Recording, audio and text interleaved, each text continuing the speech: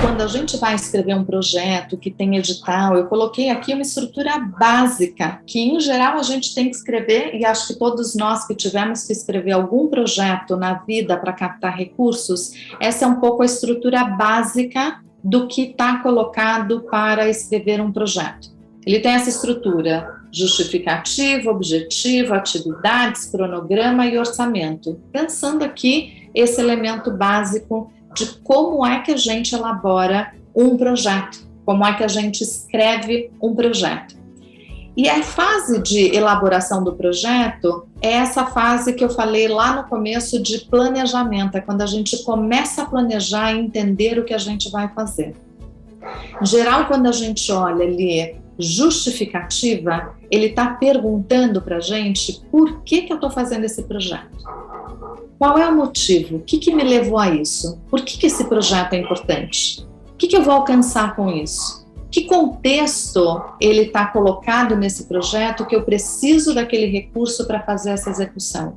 E, de novo, não precisa ser recurso financeiro, ele pode ser tempo, ele pode ser doação, ele pode ser um trabalho voluntário de uma pessoa, ele pode ser um recurso em produto mesmo que alguém está fazendo.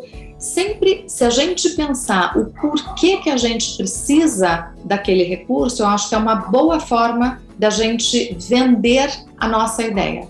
É explicar para as pessoas o porquê que aquilo é importante. Então, sempre, na justificativa em geral, ele exige que a gente escreva aqui a justificativa, e a justificativa tem a ver com o porquê. Logo depois, as estruturações dos projetos, eles vão pedir qual é o objetivo. E o objetivo diz o que a gente vai fazer. Então, por que é importante e o que a gente faz. Então, aqui é outro elemento para a gente pensar. O que faz, e esse o que é onde a gente vai olhar os resultados. No final do projeto que a gente executou, a gente vai voltar aqui para essa pergunta para dizer o que eu fiz e quais foram os resultados que eu alcancei. Então, a ideia sempre de pensar resultado tem a ver com esse objetivo, quando a gente determina o que a gente quer fazer. Então, um projeto, qualquer que seja ele, um projeto, por exemplo, de capacitação para egressos, eu vou justificar o porquê que é importante, promover um exercício de capacitação e depois qual é o objetivo? Fazer a capacitação em determinadas habilidades, etc. Na sequência, em geral, eles perguntam para a gente quais são as atividades. E as atividades, elas têm a ver com o como a gente vai fazer aquele o que. Então, se eu vou fazer uma capacitação, nas atividades eu vou pensar quantas aulas são, de quanto tempo, o que as pessoas precisam, qual é o conteúdo. Então, aqui é quando a gente começa a detalhar e pensar em cada um dos detalhes dessas atividades. E por que é importante a gente pensar as atividades? Porque ele nos dá uma capacidade de entender quanto tempo isso vai levar e, mais do que isso, quanto custa fazer esse tipo de atividade. Às vezes, existem custos que não estão colocados ou que, em geral, a gente nem pensa na hora de fazer e elaborar um orçamento. Então, ter consciência sobre cada uma dessas atividades, tempo que vai levar para executar, quem é que vai executar cada uma dessas atividades e quanto custa para essa execução, ele fecha um pouco o ciclo do planejamento do que a gente vai fazer. Depois, sempre a gente precisa dar um tempo. Acho que a definição clássica de projeto é uma atividade que tem um começo, meio e fim. Então, quando a gente está pensando num projeto, eu estou pensando o fim. Ele tem um começo e ele tem um final.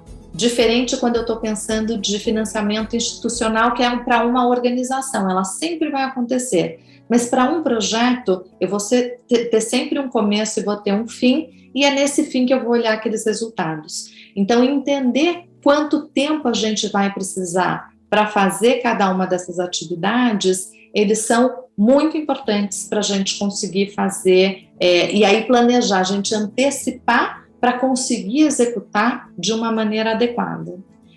E por fim, nos projetos, eles sempre nos pedem o orçamento. Quanto é que custa o orçamento de um projeto para a gente fazer aquilo que a gente tinha imaginado que ia fazer?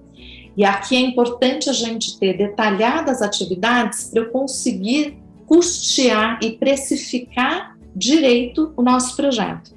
Em geral, a gente não faz uma boa precificação no terceiro setor. A gente tem uma série de custos, próprio custo de elaboração, o tempo da oficina, às vezes a gente precisa entender se a gente planejou corretamente, considerou todos os custos que estavam colocados, garantir essa estrutura e entender cada um desses passos e quanto custa essa execução, ela é super importante.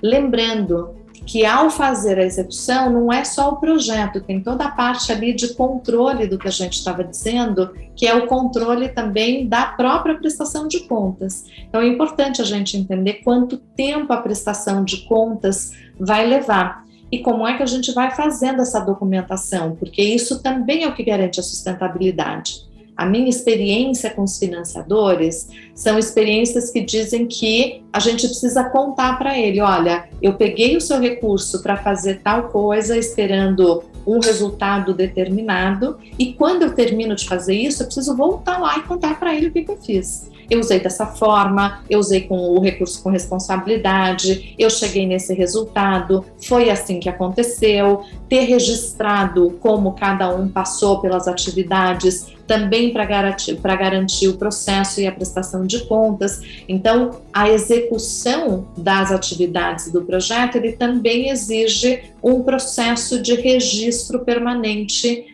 das atividades que a gente está fazendo. E aqui um pouco, depois de sair desse processo de como é e dessa estrutura básica, eu quero propor para vocês um exercício que a gente elabore aqui conjuntamente entre nós, olhando aqui no chat com o microfone, aí vocês vão precisar participar, porque senão não vai ter oficina para a gente terminar aqui. Como é que a gente faz o próprio exercício pensando que eu tenho que organizar uma doação de cesta básica e eu quero organizar um projeto para vender esta doação de cesta básica. E aí é um ponto para a gente pensar em projetos que têm mais de um ano. Dá para embutir alguma taxa de inflação na hora de fazer? Tem financiador que permite. Então, acho que é importante a gente considerar isso. E eu acho que você traz aqui um elemento, tanto você quanto a Joelma, que não está aqui na apresentação, mas ele é essencial para a gente pensar, seja no planejamento, seja na execução do processo, que é risco e gestão dos riscos. Porque a gente faz um planejamento, a gente tem uma ideia de como isso vai acontecer, mas na hora que a gente está imaginando, muitas coisas podem mudar. A gente está num ano especialmente com muitos riscos, né? A gente está em um ano de eleição, está num ano onde podem mudar gestões, onde acordos que a gente já estabeleceu para executar os projetos, eles podem mudar para o ano seguinte. Então, isso precisa estar colocado e muitas vezes que a gente consiga se antecipar e fazer um planejamento para entender. Se eu não conseguir fazer da maneira como eu estou planejando, o que eu faço?